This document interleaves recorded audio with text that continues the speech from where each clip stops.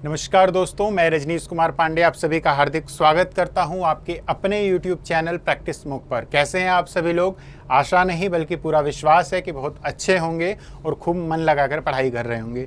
आज की क्लास को एक मोटिवेशन कोट्स के साथ शुरू करते हैं। प्यारे दोस्तों, कोशिश एक होगी, मुश्किलें हज़ार आएंगी। कोशिश एक होगी, मुश्किलें हज़ार आएंगी, पर वो मंजर बड़ा खूबसूरत होगा जब सफलता शोर मचाएगी। तो उसी सफलता को प्राप्त करने के लिए प्लीज़, यदि आप चैनल पर नए हैं तो चैनल को सब्सक्राइब कीजिए, सपोर्ट कीजिए, शेयर कीजिए, सेशन को लाइक कीजिएगा, कमेंट करना ना भूलें। और इस मंच के माध्यम से मैं आप सभी लोगों को धन्यवाद ज्ञापित करना चाहूँगा। आप सभी लोगों को आभार, साधुवाद। आप सभी लोगों ने इस चैनल को कल बहुत ज़्यादा सपोर्ट किया, शेयर किया, कमेंट के माध्यम से अपनी बातें मुझ तक पहुँचाई। मैंने सभी कमेंट्स को पढ़ा था। ठीक, जो भी आप लोगों की डिमांड्स है वो हम लोग पूरी करेंगे। प्लीज़ एक बार अगर आप नए हैं तो सेशन को ज़रूर शेयर कीजिएगा, चैनल को सब्सक्राइब कीजिएगा। शुरू करते हैं आज की क्लास एक नए 10 नए महत्वपूर्ण प्रश्नों के साथ। क्लास को शुरू करने से पहले मैं एक बात और कहना चाहूँगा कि ये जो क्लास है ये कोई स्पेसिफिक, कोई पर्टिकुलर एग्ज़ाम के लिए नहीं है करंट अफेयर्स। जैसा कि कुछ बच्चों के कमेंट्स आए थे, ये जो क्लास है, ये जो सीरीज़ हम लोग करंट अफेयर्स के लेकर आए हैं, ये एसएससी के सभी एग्ज़ाम्स, सीजीएल, सीएचएसएल, एमटीएस, जो अपकमिंग एग्ज़ाम है, जैसे कि ईपीएफओ का है और ईपीएफओ का एसएससी एग्ज़ाम है, साथ ही साथ वीडियो का री एग्ज़ाम है।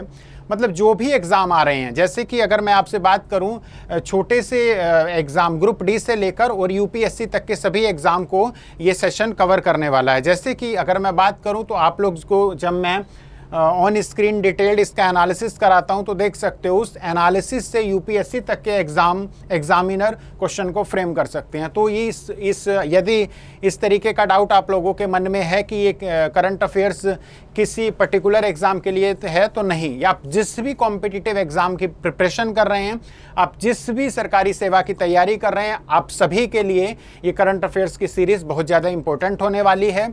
कुछ बच्चों के कमेंट्स टाइमिंग को लेकर आए थे, तो टाइमिंग भी आप लोगों को कंफर्म कर दिया जाएगा। मोस्टली इवनिंग तक 8-9 बजे तक आपको डेली वीडियो मिल जाया करेगी, डेली मिलेगी। ये मेरा प्रॉमिस है, प्रैक्टिस मॉक का प्रॉमिस है। ठीक, तो प्लीज़ कंटिन्यू हमारे साथ जुड़े रहिए, कंटिन्यू हमारे साथ बने रहिए, ताकि कुछ मेहनत हम करें आप लोगों के लिए और आप लोगों को स्वयं के लिए तो मेहनत करनी पड़ेगी। ठीक, और फिर जो है सफलता सुनिश्चित हो जाए। मेरी एक रिक्वेस्ट और है आप सभी से, जब मैं क्वेश्चन वगैरह किया करूं तो प्लीज़ उसका आंसर दिया कीजिए। प्यारे दोस्तों, देखिए, आप लोगों के एक शेयर करने से आप लोगों का कुछ नहीं होगा, लेकिन आप लोगों के एक शेयर करने से उस विद्यार्थी तक क्या पता ये वीडियो पहुंच जाए जिसे वाकई में इसकी नीड है। आपके एक लाइक कर देने मात्र से मेरा मनोबल, मेरा मोटिवेशन बढ़ेगा। आपके कमेंट करने से मुझे लगेगा कि आपने अपना कीमती समय में से कुछ लाइनें जो भी आपकी मतलब क्वेरी है वो मुझ तक पहुँचाई। तो आपके इतने मात्र कर देने से टीम को मोटिवेशन मिलेगा, मुझे मोटिवेशन मिलेगा, और जब हम लोगों को मोटिवेशन मिलेगा तो हम उस मोटिवेशन से आपको दोगुना मोटिवेशन देंगे। तो प्लीज़ चैनल को जरूर सपोर्ट कीजिएगा। चलिए शुरुआत करते हैं 10 महत्वपूर्ण दमदार क्वेश्चनों के साथ। सबसे पहला क्वेश्चन ऑन स्क्रीन, विश्व हीमोफीलिया दिवस प्रतिवर्ष दुनिया भर में निम्न में से किस तारीख को मनाया जाता है? World Haemophilia Day is observed annually across the globe on which of the following dates? यानी कि जो विश्व हीमोफीलिया दिवस है वो कब मनाया जाता है। यहाँ मैं बायो का थोड़ा सा मैं आप लोगों को बायो की तरफ लेकर जाना चाहूँगा। हीमोफीलिया क्या होता है? यदि मैं हिंदी में बात करूँ तो इसे बोलते हैं रक्तस्राव। प्यारे दोस्तों, ये एक ऐसी जेनेटिक बीमारी होती है, बहुत ही गंभीर बीमारी होती है ये, जिसमें रक्तस्राव मतलब खून का बहना नहीं रुकता है, खून कंटिन्यू बहता है।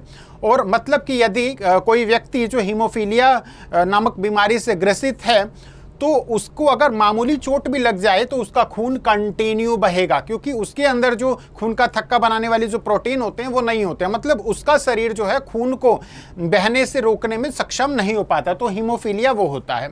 यदि मैं बात करूं कि ये हीमोफीलिया कब मनाया गया, तो प्यारे दोस्तों, हर साल 17 अप्रैल को विश्व हीमोफीलिया दिवस मनाया जाता है। कब मनाया जाता है? हर साल 17 अप्रैल को। ठीक, इसके बारे में यदि मैं बात करूं डिटेल में देखिए, मैंने आप लोगों से बोला था वीडियो की शुरुआत में कि यदि यूपीएससी तक के एग्जाम को भी फ्रेम करना चाहे एग्जामिनर तो यहां से कर सकता है। तो ये कोई एक स्पेसिफिक एग्जाम के लिए नहीं है। करंट अफेयर्स आप सभी जानते हैं, थोड़ा सा इजी थोड़ा सा भारी मिला के पूछेगा यहीं से, ठीक, जो डेली चर्चा में रहती है। अगर हम वर्ल्ड हीमोफीलिया डे की बात करें तो ये 17 अप्रैल को मनाया जाता है अवेयरनेस को बढ़ाने के लिए, जागरूकता बढ़ाने के लिए, हीमोफीलिया जो बीमारी है उसके लिए, ठीक। और ये जो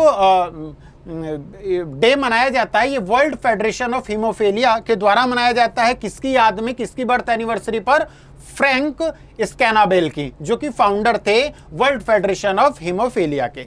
इस बार का जो थीम है वर्ल्ड हीमोफीलिया डे की, जो थीम है 2023 की, वो है access for all prevention of bleeds as the global standard of care. मतलब सभी लोगों तक पहुंच किस चीज की? इस बीमारी के बारे में जागरूकता की, जो मतलब जो ये ब्लीडिंग होती है उसके बारे में जागरूकता, ताकि हम इस चीज की बीमारी को रोक पाएं, ठीक। The day was first observed in 1989, मतलब 17 अप्रैल 1989 में पहला वर्ल्ड हीमोफीलिया डे मनाया गया था, ठीक। मैंने आप लोगों को हीमोफीलिया के बारे में बता दिया, वही यहाँ पर लिखा हुआ है, मतलब कि बीमारी में खून का बहना नहीं रुकता है। नेक्स्ट क्वेश्चन की तरफ चलते हैं। हाल ही में खबरों में रहा मूलापेटा पोर्ट किस राज्य में स्थित है? मूलापेटा पोर्ट किस राज्य में स्थित है? Mulapeta port seen in the news recently is located in which state? तो इसका आंसर है आंध्र प्रदेश। आंध्र प्रदेश की बात करें, आंध्र प्रदेश की राजधानी क्या है प्यारे दोस्तों? आंध्र प्रदेश की कैपिटल क्या है? अमरावती। अमरावती। इसके जो सीएम है वो कौन है? YSR जगमोहन रेड्डी। और इनकी पार्टी क्या है? इनकी पार्टी है YSR कांग्रेस पार्टी, ध्यान रखिएगा, ठीक। इसके बारे में अब ये जो मूलापेटा पोर्ट है इसका नाम क्या रखा गया है? पहले इसका नाम क्या था? Andhra Pradesh government has renamed the Bhavapadu port as Mulapeta port. प्यारे दोस्तों, जो ये मूलापेटा पोर्ट है इसका नाम बदलकर क्या रख दिया गया है? Renamed the Bhavapadu port as Mulapeta port. मतलब आंध्र प्रदेश की जो आंध्र प्रदेश का जो श्रीकाकुलम डिस्ट्रिक्ट है वहाँ के लोगों की, वहाँ के मतलब जनमानस, वहाँ की जनता की भावनाओं का सम्मान करते हुए इसका नाम क्या रखा है? The government of Andhra Pradesh has renamed the Bhavapadu port, क्या कर दिया? मूलापेटा पोर्ट। इसका नाम बदल के, भावापाडु का नाम बदल के क्या रख दिया गया? मूलापेटा पोर्ट, ठीक। The chief minister YS Jaganmohan Reddy has recently laid the foundation stone of the greenfield port. ये ग्रीनफील्ड पोर्ट भी याद रखना है, ठीक। It will cost around 4000 crore, ठीक। नेक्स्ट क्वेश्चन की तरफ।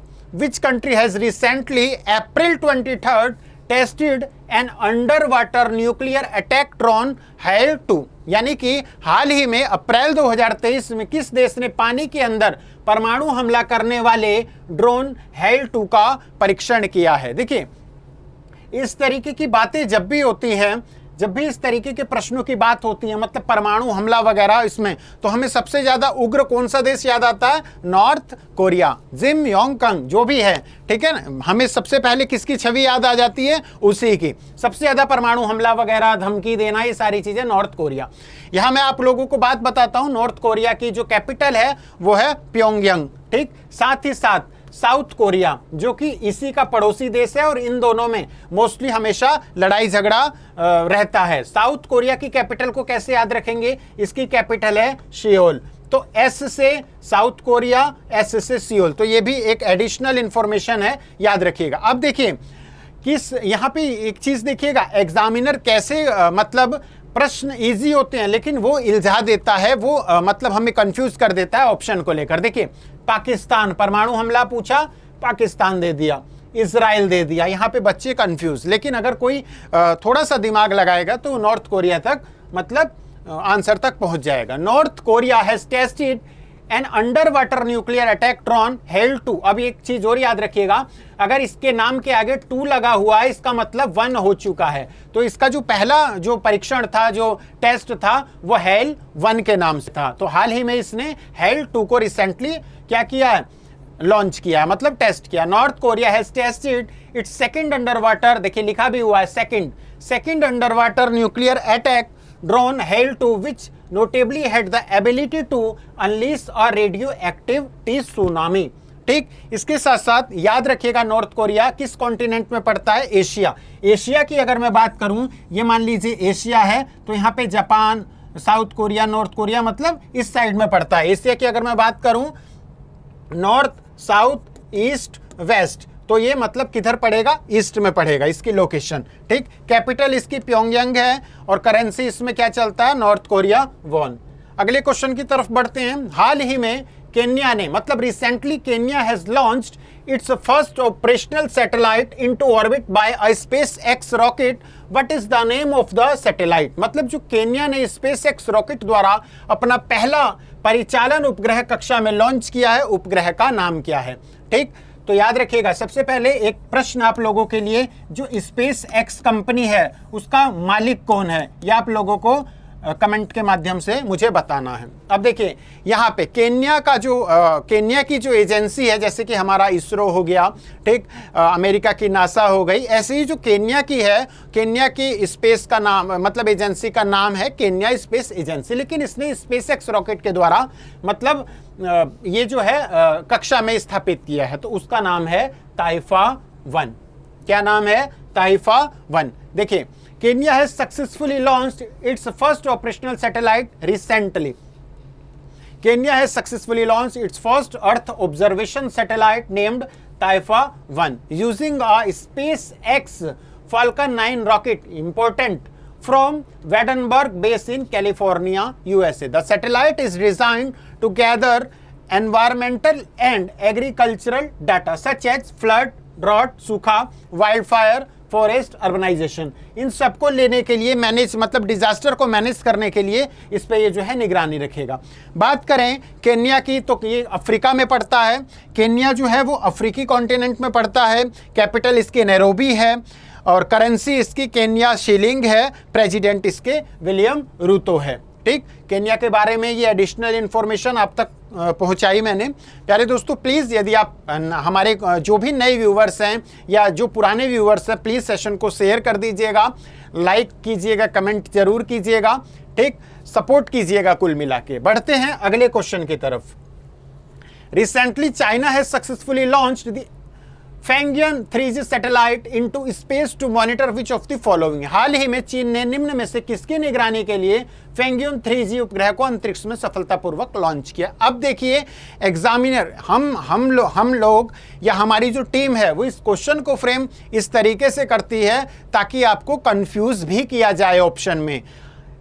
मेन मोटिव ये होता है कि आप यहां पर भले कंफ्यूज हो जाएं, लेकिन एग्जाम में कंफ्यूजन आपकी दूर होनी चाहिए, और एग्जामिनर यदि आपको कंफ्यूज करने की कोशिश भी करे तो वहां आप कंफ्यूज नहीं होंगे। जैसे कि इस ऑप्शन में अगर मैं बात करूं तो चीन की बात हो रही है, फैंगियन 3G उपग्रह की बात हो रही है, और ऑप्शन में क्या दे दिया इसने, टेरिटरी ऑफ ताइवान। मतलब कि ये जो इसने उपग्रह को किस लिए, मतलब किसकी निगरानी के लिए लॉन्च किया है?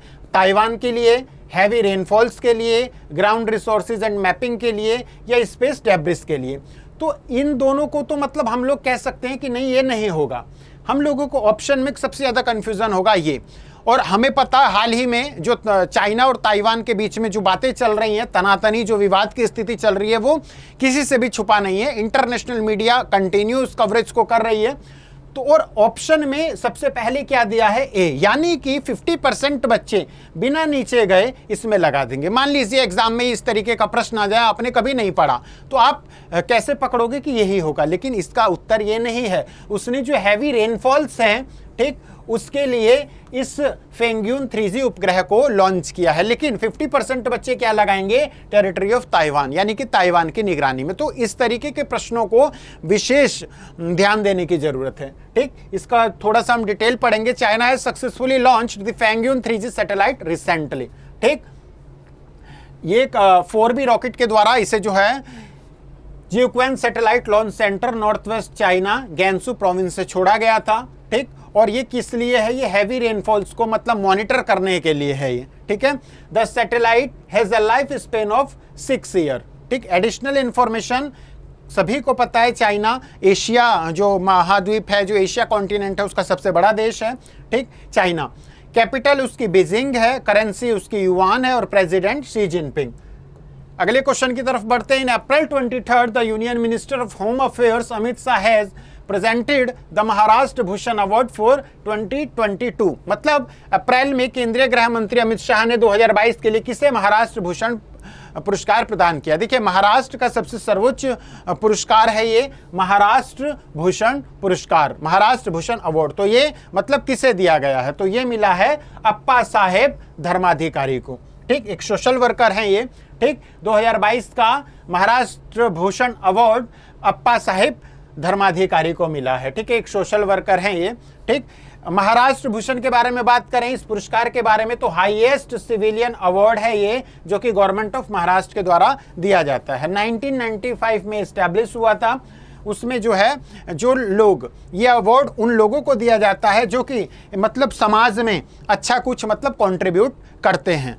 ठीक है, समाज में अच्छा योगदान देते हैं। अगला question, the United state has emerged as India's biggest trading partner in the financial year 2022 to 23 at USD 128.55 billion. It is followed by in the second position. देखिए, अगर मैं बात करूं तो जो सबसे बड़ा व्यापारिक भागीदार मतलब कि जो ट्रेडिंग पार्टनर है भारत का, वो कौन है? यूएसए, संयुक्त राज्य अमेरिका। इस प्रश्न में पूछा है कि दूसरा कौन है। अब देखिए एक चीज यहां पे देखिए कितनी है, 128.55 बिलियन अमेरिकी डॉलर के साथ अमेरिका फर्स्ट पे है, दूसरे पे मात्र 15.32 बिलियन डॉलर की बात की है। तो वो दूसरा कौन है? दूसरा है प्यारे दोस्तों चाइना। इजीली आप लोग, यदि मान लीजिए इस तरीके के प्रश्न आपको नहीं भी पता होते हैं तो इजीली पकड़ पाते हैं आप। यूएसए नंबर 1 पे है, दूसरे पे चाइना ही होगा, क्योंकि ट्रेड मोस्टली जो है ये सारी चीजें वहीं होगी जहां पे अच्छी खासी पॉपुलेशन रहती है। ठीक, USA has emerged at India biggest trading partner in financial year 23। ठीक, ये सारी चीजें। तीसरा जो है वो सऊदी अरब है। देखिए, सऊदी अरब, first trading partner America, second China और थर्ड सऊदी अरब। ये चीजें आप लोग स्क्रीन पे देख लिए। Which among, next question, which among the following countries have launched a common platform to address the debt restructuring program of Sri Lanka? निम्न में से किस देश ने श्रीलंका के ऋण पुनर्गठन कार्यक्रम को संबोधित करने के लिए एक साझा मंच जो है वो क्या किया है? लॉन्च किया है। तो इसका आंसर है भारत, फ्रांस और जापान। इन तीनों ने, इंडिया, फ्रांस और जापान ने, तीनों ने लॉन्च किया है कॉमन प्लेटफॉर्म फॉर श्रीलंका डेप्ट restructuring programme recently. India, Japan और फ्रांस, इन 3 देशों ने इसे जो है लॉन्च किया है। एडिशनल इंफॉर्मेशन देखेंगे श्रीलंका की, कॉन्टिनेंट की बात करें एशिया में पड़ता है। कैपिटल इसकी श्री जयवर्धनपुरे कोट्टे है और करेंसी इसकी श्रीलंकन रुपी है और रानिल विक्रमसिंघे इसके जो है प्रेसिडेंट है। ठीक, अगला question, which Indian Institute of Technology in collaboration with NASA, Caltech and Sweden University of Gothenburg has developed a low-cost camera setup called CL Flame? किस भारतीय प्रौद्योगिकी संस्थान ने नासा, कॉल्टेक और स्वीडन के गोथेनबर्ग विश्वविद्यालय के सहयोग से CL Flame नामक एक कम लागत वाला कैमरा सेटअप विकसित किया है? IIT इंदौर। क्या? IIT इंदौर। IIT इंदौर ने इसे जो है लॉन्च किया है। Indian Institute of Technology Indore in collaboration with NASA, Caltech and Sweden University of Gothenburg. ठीक है, जिसे कम कीमत वाला कैमरा है जिसे CL Flame बोलते हैं। ठीक, इसकी जो कीमत है वो मात्र 50,000 रुपये है। ठीक, ये चीजें देखिएगा। अगला प्रश्न, मीना गांधी ग्राम panchayat of has won the carbon neutral विशेष पंचायत पुरस्कार at the national panchayat award 23। मतलब किस राज्य को मीना गांधी ग्राम पंचायत ने राष्ट्रीय पंचायत पुरस्कार 2023 में कार्बन न्यूट्रल विशेष पंचायत पुरस्कार जीता है? किस राज्य ने जीता है? ये बहुत ही इंपॉर्टेंट प्रश्न होने वाला है और लगभग सभी पढ़ने वाले बच्चों को इसका उत्तर मालूम होगा। आप कमेंट के माध्यम से मुझ तक उत्तर पहुंचाएं इसका। देखिए, वो है प्यारे दोस्तों, President Droupadi Murmu has presented the national panchayat award 23 recently. ठीक, ये जो नेशनल पंचायत अवार्ड वीक चल रहा था, इसमें इस जो पुरस्कार है इसे डिस्ट्रीब्यूट किया गया कहाँ पे? न्यू दिल्ली में। Ministry of Panchayati Raj has observed the national panchayat award week from 17 to 21 April, Azadi Ka Amrit Mahotsav में जो है दिया गया। पंचायतों के संकल्पों की सिद्धि का उत्सव, इसकी जो थीम रखी गई थी, क्या रखी गई थी? पंचायतों के संकल्पों की सिद्धि का उत्सव। ठीक, इस अवार्ड को बहुत सारी कैटेगरीज में बांटा गया था। ठीक, ये सारी चीजें आप लोग देख लीजिएगा। ठीक, मतलब एक बार प्रश्न मैं फिर पढ़ता हूं। ये इस पुरस्कार को जीता था जिसने कार्बन न्यूट्रल विशेष पंचायत का पुरस्कार केरला ने जीता है। ठीक, किसने जीता है? केरला ने। ठीक, केरला ने। इसके बारे में थोड़ा सा एक चीज और देखिएगा, यहां आप लोगों के लिए प्रश्न है कि जो पंचायत है, यदि हम पॉलिटी की बात करें तो संविधान यानी कि कॉन्स्टिट्यूशन के कौन से पार्ट में पंचायत आता है, किस आर्टिकल में पंचायत के बारे में बताया गया है, मतलब, और जो पंचायत है